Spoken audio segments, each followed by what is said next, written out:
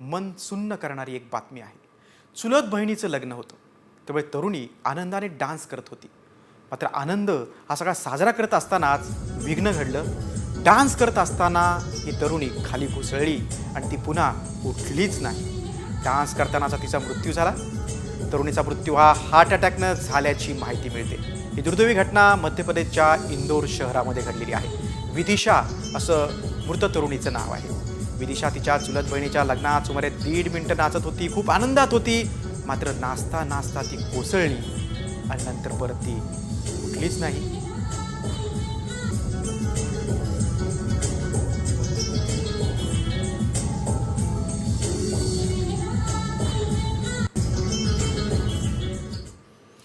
त्यामुळे मृत्यू कधीही कुठेही येऊ शकतो। आपण यासाठी आपल्या आरोग्याची काळजी घ्यायला हवी।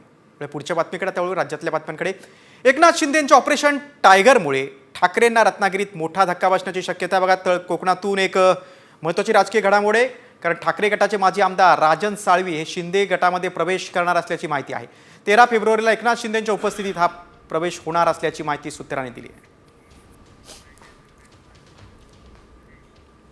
या संदर्भामध्ये माझी अजून एकनाथ शिंदे साहेबांची चर्चा झालेली नाही। आम्ही याच्यावर सविस्तर चर्चा करू। त्याच्यानंतर ते पक्षामध्ये येत असताना त्यांच्या काय इच्छा आकांक्षा आहेत त्याच्यावर देखील चर्चा होणं गरजेचं आहे।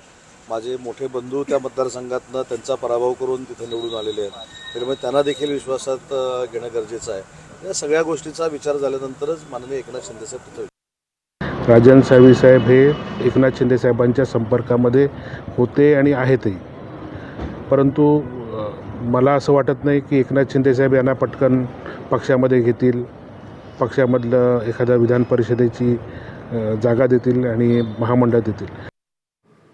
दरम्यान रत्नागिरीतले 2 माजी आमदार देखील एकनाथ शिंदेंच्या शिवसेनेत प्रवेश करणार आहेत। माजी आमदार सुभाष बने आणि गणपत कदम मशाल सोडून धनुष्यबाण हाती घेणार आहेत। सुभाष बने यांची संगमेश्वर, चिपळूण आणि लांजा तालुक्यातल्या काही भागात ताकद आहे, तर गणपत कदम हे राजापूर लांजा विधानसभा मतदारसंघाचे माजी आमदार आहेत। तसंच जिल्हा परिषदेचे माजी अध्यक्ष रोहन बने सुद्धा शिंदे सेनेच्या वाटेवर आहेत।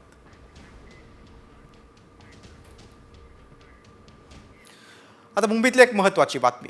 मुंबईत फेरीवाल्यांचा प्रश्न बिकट झालेला असतानाच हायकोर्टानं पालिकेला महत्त्वाचा आदेश दिलाय। फेरीवाले महाराष्ट्रातलेच पाहिजेत असं कोर्टानं ठणकावलंय। डोमिसाईल शिवाय राज्यात फेरीवाला परवाना मिळणार नसल्याचं मुंबई उच्च न्यायालयानं स्पष्ट केलंय। पाहूया या संदर्भातला एक खास रिपोर्ट। परप्रांतीय फेरीवाले घालवा,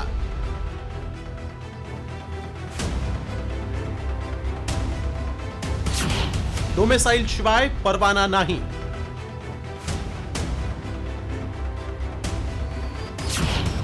हायकोर्टानं फेरीवाले आणि बीएमसीला ठणकावलं। मुंबईसह सगळ्याच शहरांमध्ये फेरीवाल्यांचा प्रश्न बिकट बनलाय। दिवसेंदिवस फेरीवाल्यांची संख्या वाढत असून त्याचा त्रास स्थानिकांना सहन करावा लागतोय। फेरीवाल्यांनी फुटपाथ भरले असून नागरिकांना चालायलाही जागा उरलेली नाही। नागरिकांबरोबर गुन्ह्याच्या घटनाही वाढतायत। यावर काही ठिकाणी फेरीवाला मुक्त मोहीम राबवली जाते, मात्र त्याला म्हणावं तसं यश येत नाही। यावर आता मुंबई उच्च न्यायालयानं फेरीवाले महाराष्ट्रातलेच पाहिजेत असं ठणकावलंय। डोमेसाईल शिवाय राज्यात फेरीवाला परवाना मिळणार नसल्याचं हायकोर्टानं स्पष्ट केलं। याबाबत महापालिकेला रितसर आदेशच देऊ असं कोर्टानं म्हटलंय। कोर्टानं नेमकं काय म्हटलंय पाहूया। रस्त्यावर व्यवसाय करणारे फेरीवाले हे महाराष्ट्रातलेच पाहिजेत। महाराष्ट्रात रस्त्यावर व्यवसायासाठी डोमेसाईल आवश्यक। इतर राज्यांमध्ये फेरीवाला परवान्यासाठी डोमेसाईल बंधनकारक। कुणीही येऊन रस्त्यावर ठेला लावणार असं चालणार नाही। डोमेसाईल शिवाय फेरीवाला परवाना न देण्याचे आदेश देणार। महत्त्वाचं म्हणजे इतर राज्यात फेरीवाला परवान्यासाठी डोमेसाईल बंधनकारक आहे, मग महाराष्ट्रात असं धोरण का नाही असा सवालही हायकोर्टानं उपस्थित केलाय। फेरीवाल्यांवर सुनावणी ही 24 फेब्रुवारीपर्यंत तहकूब करण्यात आली आहे। या आदेशाचं मुंबईतील फेरीवाल्यांनी स्वागत केलंय।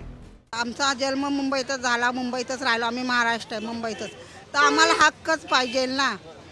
आमचा लायसन भेटलं पाहिजे। जे डोमेसाईल आणि मूळचे महाराष्ट्राचे जर असतील आणि ते जर कंपल्सरी केलं तर योग्य आहे। ज्याच्याकडे नसेल त्याला नाही बसून द्यायचं। मग शहर फेरीवाला कमिटीच्या निवडणुकीच्या मतदानासाठी 99,000 फेरीवाल्यांना पात्र ठरवा अशी मागणी करणारी याचिका काही फेरीवाला संघटनांनी दाखल केली. फेरीवाल्यांच्या पात्रतेसाठी पालिकेनं निकष ठरवले आहेत. यामध्ये डोमेसाईल सक्ती करण्यात आलेली आहे. डोमेसाईल नसलेल्या 6,000 फेरीवाल्यांना पालिकेनं पात्र ठरवलं. त्यामुळे अन्य फेरीवाले ज्यांच्याकडे डोमेसाईल नाही त्यांना देखील पालिकेनं पात्र ठरवावं अशी मागणी होतीये. त्यावर खंडपीठ संतप्त झालंय. दरम्यान मुंबईत 4 लाख फेरीवाले असून बीएमसीनं फेरीवाल्यांचं सर्वेक्षण करावं अशी मागणी होतीये. मुंबईमध्ये जो फेरीवाल्यांचा सर्वे झालेला आहे त्याच्याबद्दल महानगरपालिकातर्फे वेगवेगळा तो एक नंबर देतात. यासाठी मी सांगतो की मुंबई महानगरपालिकातर्फे जे काही सर्वे झालेला आहे तो सर्वे चुकीचा होता. एक नवीन सर्वे झाला पाहिजे आणि त्यानंतर सर्वांना न्याय दिला पाहिजे. नाही तर मोठ्या प्रमाणात जो अधिकृत फेरीवाले आहेत ना त्यांच्यावर एक अन्याय होईल.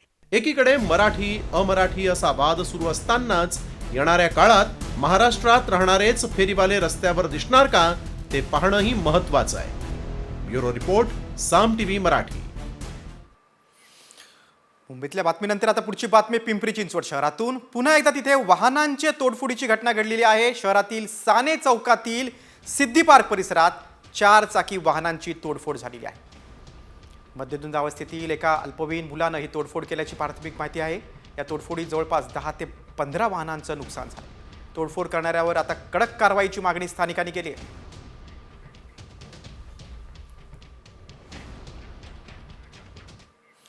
बातमी आता शेतकऱ्यांसाठी.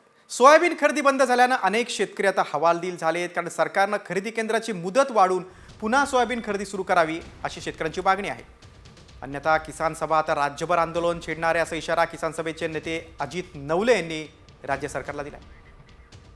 किसान सभा याबाबत इशारा देते की सरकारने या प्रश्नाबाबत तातडीने हस्तक्षेप करावा, मुदत वाढवावी, निधीची उपलब्धता करून द्यावी आणि सोयाबीन आधारभावापेक्षा जास्त किमतीनं खरेदी होईल यासाठी पावलं टाकावीत.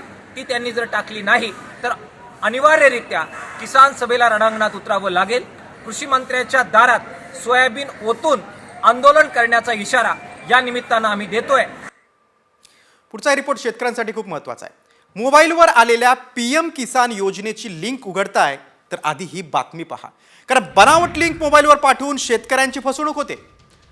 पाहूया या संदर्भातला एक खास रिपोर्ट. PM किसानच्या नावावर सायबर लूट. बनावट लिंक मोबाईलवर पाठवून फसवणूक. शेतकऱ्यांच्या खात्यावर भामट्यांचा डल्ला.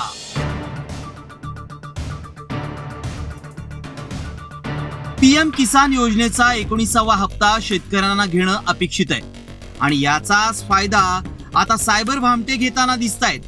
मोबाईलवर आलेल्या PM किसान योजनेची लिंक उघडल्यानंतर नाशिक जिल्ह्यातील शेतकऱ्यांच्या खात्यातून पैसे गायब झालेत. या लिंकच्या माध्यमातून मोबाईल हॅक करून हॅकर शेतकऱ्यांच्या खात्यातून पैसे लुटतायत. एका शेतकऱ्याच्या अकाउंटमधून तब्बल 2 लाख रुपये गायब झालेत. मला एक PM किसान म्हणून एक लिंक आली होती. ती क्लिक केल्या माझा मोबाईल हँग झाला. हँग झाल्याच्या नंतरून डायरेक्ट माझ्या अकाउंटवर होते 2.5 लाख रुपये.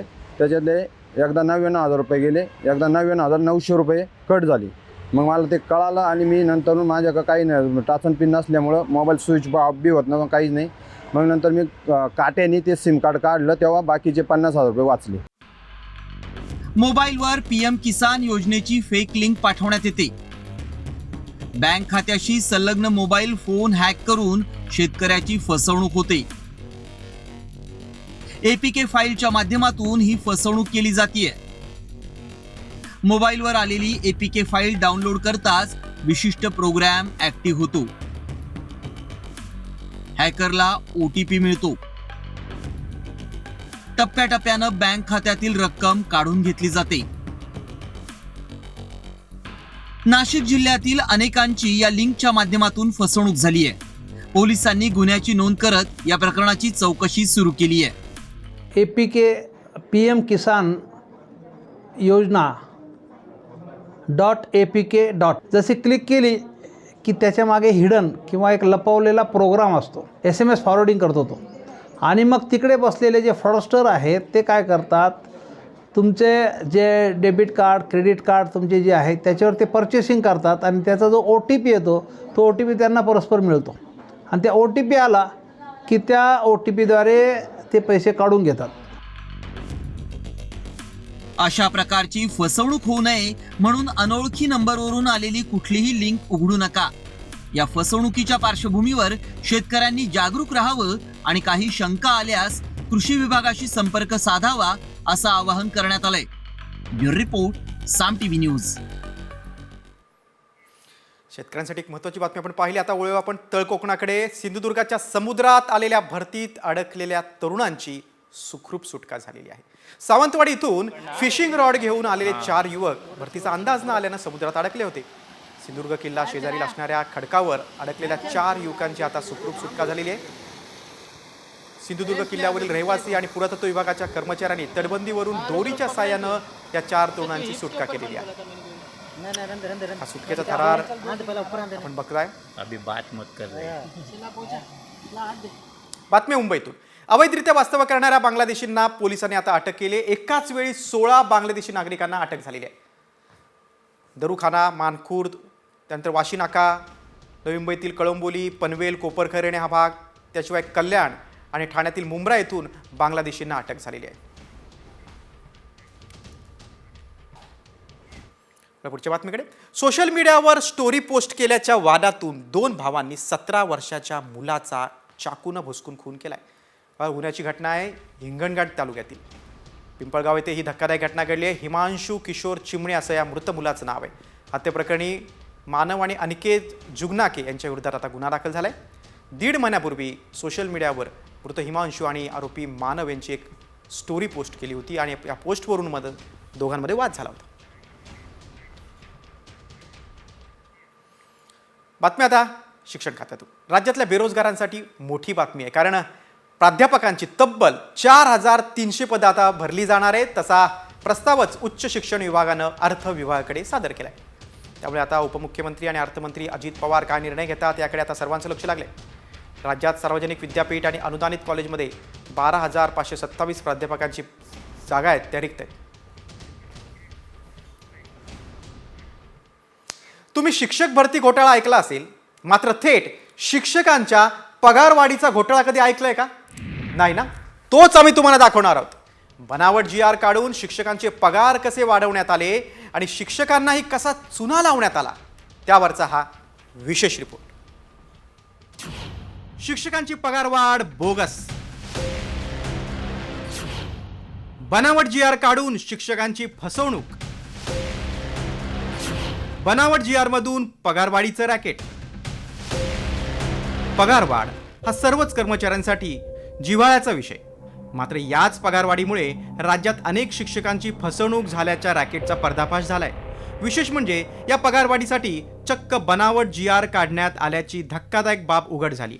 पुणे जिल्हा शिक्षण मंडळाच्या माध्यमिक शाळांमधील कला शिक्षकांना पदवीधर वेतन श्रेणीचा लाभ मिळवून देण्यासाठी हा कारनामा करण्यात आला.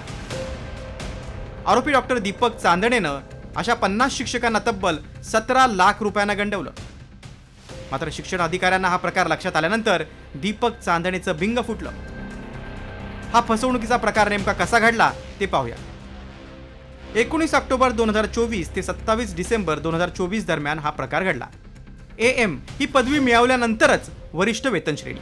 मात्र दीपक चांदणेनं ATD पदविका कला शिक्षकांना गाठलं. शिक्षक विभागातील ओळखीतून लाभ मिळवून देण्याचं चांदणेचं आमिष होतं. लाभाच्या बदल्यात 50 शिक्षकांकडून 17 लाख रुपये उकळले. डिजिटल स्वाक्षरी करून बनावट GR काढला. मात्र बनावट शासन निर्णय समाज माध्यमात व्हायरल झाला. शिक्षण अधिकारी डॉक्टर भाऊसाहेब कारेकरांच्या निदर्शनास ही बाब आली. याबाबत शिक्षण आयुक्तांनी एक समिती स्थापन केली आहे. या समितीचा अहवाल ACBला दिलाय आणि त्यानुसार चौकशी सुरू आहे. दरम्यान या प्रकरणात अजूनही काही लोकांचा समावेश असण्याची शक्यता आहे. चौकशी समिती नेमलेली आहे. गुन्हा दाखल झालेला आहे. चौकशी पण चालू आहे आणि गुन्ह्यामध्ये काय निष्पन्न होईल त्याप्रमाणे कारवाई होईल. कला शिक्षकांच्या नियुक्तीच्या संदर्भातलं प्रकरण आहे, परंतु ते सर्व चौकशी त्या प्रकरणाची चालू आहे आणि चौकशीनंतर त्याच्यावर भाष्य करणं योग्य राहील. त्यामध्ये ब्युरोनी चौकशी केली आणि चौकशीमध्ये असं लक्षात आलं आहे की हा GR जो आहे हा बनावट GR आहे आणि या GRच्या माध्यमातून 50 कला शिक्षकांना जे डिप्लोमाधारक आहेत त्यांना वाढीव वेतन श्रेणी देण्याचा प्रयत्न केला गेला होता आणि तो जो GR ज्या व्यक्तीने बनवला आणि त्याकरता काही त्यांनी पैसेसुद्धा घेतले, त्या व्यक्तीला अँटी करप्शन ब्युरोच्या पुणे युनिटने परवा अटक केलेली आहे. प्रत्येक कर्मचाऱ्याला पगारवाढीची अपेक्षा असते. या पगारवाढीसाठी सगळेच जण आपापल्या परीनं प्रयत्न करतात. शैक्षणिक पात्रता नसतानाही पगारवाढीच्या लोभामुळेच या शिक्षकांची फसवणूक झाली आणि त्यांच्या या लोभीपणामुळेच दीपक चांदणे सारख्यांचं उखळ पांढरं होतंय, हेही तेवढंच खरं. दीपक चांदणेच्या बरोबर अनेक त्याचबरोबर शिक्षण विभागातील अनेक अधिकारीही आता ACBच्या रडारवरती आहेत. त्यामुळं हा घोटाळा नक्कीच मोठ्या अधिकाऱ्यांपर्यंत जाण्याची शक्यता वर्तवण्यात येते. कॅमेरामन आदर्श कटकेसह सागरावर साम TV पुणे. पुण्यातल्या बातमीनंतर आता आपण क्रिकेट विश्वाकडे वळूया. कर्णधार रोहित शर्माच्या शतकाच्या जोरावर टीम इंडियानं दुसऱ्या एकदिवसीय सामन्यात इंग्लंडवर 4 विकेटनं मात केली. टीम इंडियाचा सलग दुसरा विजय ठरला. इंग्लंडनं विजयासाठी टीम इंडियासमोर 305 धावांचं आव्हान ठेवलं होतं. कर्णधार रोहित शर्मानं दमदार शतक ठोकलं. 7 षटकार आणि 11 चौकारांच्या मदतीनं हिटमॅननं 119 धावा केल्या. शुभमन गिल बरोबर पहिल्या विकेटसाठी रोहितनं 136 धावांची पार्टनरशिप केली होती. शुभमन गिल 60 धावा करून बाद झाला. टीम इंडियाचा हा शानदार विजय आहे. कर्णधार रोहित शर्माच्या शतकाच्या जोरावर टीम इंडियानं दुसऱ्या एकदिवसीय सामन्यात इंग्लंडवर 4 विकेटनं मात केली.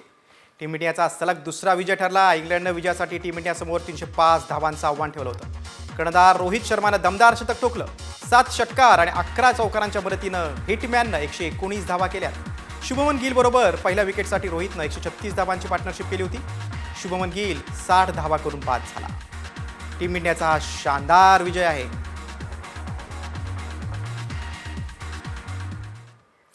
पुढची बातमी आता नक्षलवाद्यांची. छत्तीसगडमध्ये झालेल्या चकमकीत 31 नक्षलवाद्यांचा खात्मा करण्यात आला आहे. मोठी बातमी आहे. महाराष्ट्र आणि छत्तीसगडच्या सीमेवर ही घटना घडलेली आहे. विजापूरमध्ये चकमक झाली आहे. या कारवाईत 2 जवान शहीद झाले. विजापूर परिसरात नक्षलवादी लपून बसल्याची माहिती सुरक्षा दलाच्या जवानांना मिळाली होती.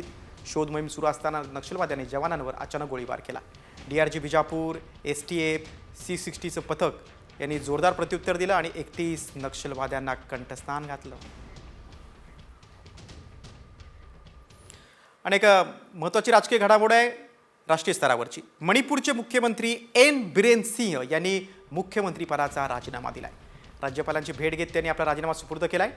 मणिपूरमध्ये पेटलेल्या हिंसाचाराच्या सुमारे 2 वर्षांनंतर N बिरेन सिंह यांनी राजीनामा दिला होता. मणिपूरमधील हिंसाचारावरून विरोधकांनी केंद्र सरकारवर जोरदार टीका केली होती.